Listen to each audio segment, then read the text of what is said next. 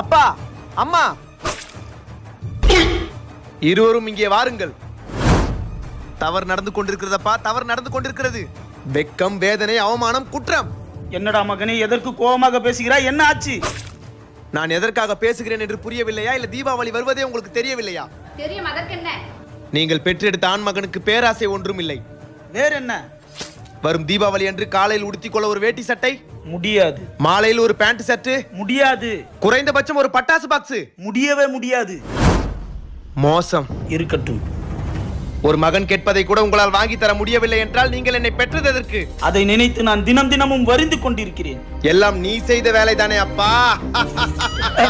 வாயை மூடு. இவ்வயதில் பெற்றோர்களுக்கு சுமையாக இருப்பது தவறு. எது? தீபாவளிக்கு ஒரு புத்தாடை கேட்பது தவறா? தவறு. ஒரு பட்டாசு பாக்ஸ் கேட்பது தவறா? தவறு. எது தவறப்பா?